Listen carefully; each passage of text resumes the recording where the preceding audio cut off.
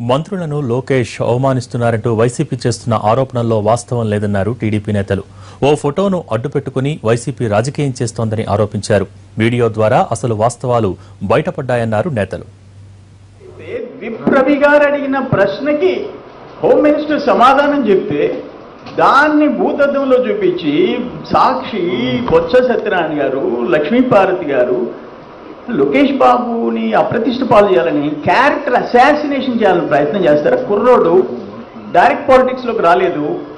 మీ మాదిరిగా నేను ఒక్కటే చెప్తుండా, బాబు గారి సీఎం హయాంలో లోకేష్ బాబు పార్టీ కార్యకలాపాలు, పార్టీలో మంత్రులతో, ఎమ్మెల్యేలతో పార్టీ విషయాలు షేర్ చేసుకున్నాడు. అదే జగన్మోహన్ రెడ్డి వైఎస్ ముఖ్యమంత్రి హయాంలో మంత్రులతో, అధికారులతో దోపిడీలో షేర్ చేసుకున్నాడు. జగన్మోహన్ రెడ్డి మీరు ఎప్పుడైనా పార్టీ విషయాలు ఎప్పుడైనా చర్చించినారా? పార్టీ కార్యక్రమాలకు మీ నాయన ముఖ్యమంత్రిగా ఉన్నప్పుడు ఎప్పుడైనా కాంగ్రెస్ పార్టీ సమావేశంలో ఒక గంట కూర్చున్నావా? అసత్య ప్రచారాలు చేస్తూ, ఒక అబద్ధపు ఫోటోని పెడుతూ, ఏదైతే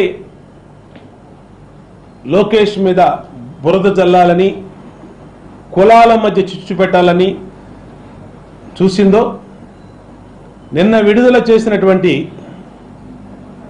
వీడియో రిలీజ్తో ప్రజలు జగన్మోహన్ రెడ్డిని, వైఎస్ఆర్ కాంగ్రెస్ పార్టీని అసహించుకుంటా ఉన్నారు.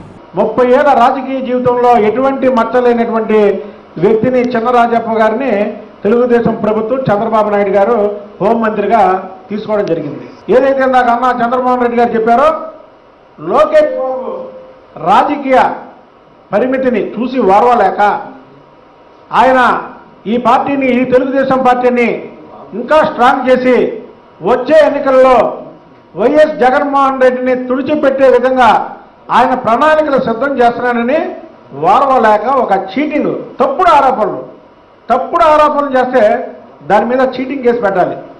టీడీపీ జాతీయ ప్రధాన కార్యదర్శి నారా లోకేష్ గారి మీద వైఎస్ఆర్సీపీ పార్టీ నాయకులు అసత్య ప్రచారాలు కానివ్వండి, లేనిది ఉన్నట్టుగా చిత్రీకరించే ప్రయత్నం గత 2 రోజులుగా జరుగుతుందని చెప్పి సందర్భంగా చెప్తున్నాను.